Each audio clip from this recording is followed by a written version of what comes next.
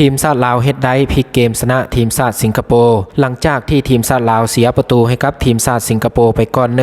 1-0ในนาทีที่12ได้ประตูจากแอนดี้สังหารลูกจุดโทษเข้าไปหลังจากนั้นทีมชาติลาวก็ได้เล่นเกมบุกใส่ทีมชาติสิงคโปร์เพื่อหวังเอาประตูคืนจนมาฮอดในนาทีที่17เป็นทางทีมชาติลาวเฮาได้จุดโทษและในนาทีที่18เป็นทางพยัคฆ์รับหน้าที่สังหารจุดโทษเฮ็ดให้ทีมชาติลาวตีเสมอทีมชาติสิงคโปร์ไปได้1-1และในช่วงเวลาที่เหลือก็บ่มีประตูเพิ่มการแข่งขันครึ่งเวลาทำอิฐได้จบลงด้วยสกอร์นี้สำหรับตั้ง2เปิดเกมมาเป็นทางทีมชาติลาวเปิดเกมบุกกดดันใส่ทีมชาติสิงคโปร์ได้เป็นอย่างดีและรูปเกมของทีมชาติลาวดีกว่าทีมชาติสิงคโปร์เห็นได้อย่างชัดเจนจนมาฮอดนาทีที่56ได้ประตูขึ้นนำทีมชาติสิงคโปร์2-1ได้ประตูจากเบอร์13บุญประเสริฐแสงสว่างถือว่าเป็นประตูที่ทีมชาติลาวต้องการหลายที่สุดหลังจากที่ได้ประตูขึ้นนำแล้วทีมชาติลาวยิ่งลิ้นบานเป็นธรรมชาติหลายขึ้นแต่ก็ยังผิดพลาดบางจังหวะโดยรวมรูปเกมแท็กติกการแก้เกมของโค้ชถือว่าเห็นผลได้ชัดเจนทีมชาติลาวชุดนี้ลีนบานเป็นระบบและพัฒนาเข้าใจแท็กติกแผนการเล่นของโค้ชได้เป็นอย่างดีช่วงเวลาที่เหลือทีมชาติลาวและทีมชาติสิงคโปร์ทั้ง2ทีมก็ยิงประตูกันบ่ได้เฮ็ดให้หมดเวลาการแข่งขันไปทีมชาติลาวเฮาเฮ็ดได้พลิกเกมแซงชนะทีมชาติสิงคโปร์2-1รายชื่อ11ตัวจริงในเกมที่ทีมชาติลาวชนะทีมชาติสิงคโปร์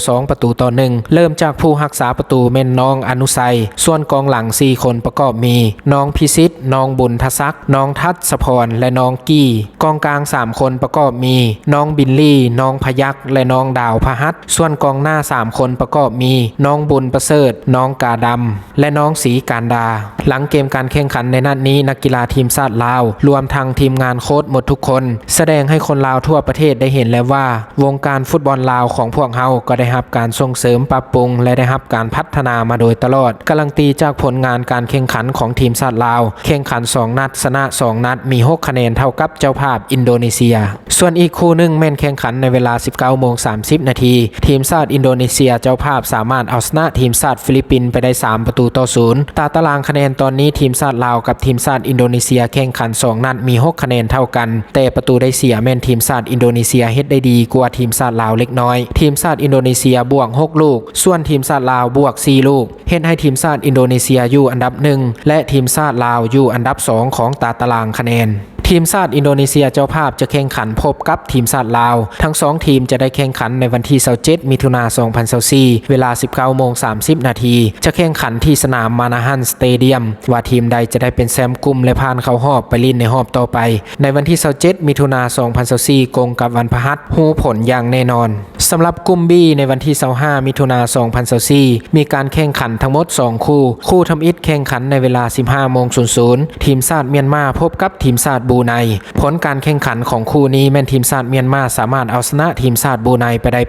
8-1สำหรับคู่ที่2แม่นแข่งขันในเวลา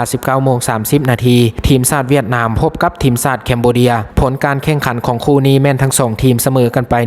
1-1สรุปตารางคะแนนของกลุ่ม B อันดับ1แม่นทีมชาติเวียดนามแข่งขัน2นัดมี4คะแนนบวก15ลูกอันดับ2แม่นทีมชาติแคนเบเดียแข่งขัน2นัดมี4คะแนนบวก1ลูกอันดับ3แม่นทีมชาติเมียนมาและอันดับที่4แม่นทีมชาติบรูไนสำหรับมื้อนี้วันที่26มิถุนายน2024กลุ่ม C จะได้มีการแข่งขัน2คู่ที่1แม่นจะได้แข่งขันเวลา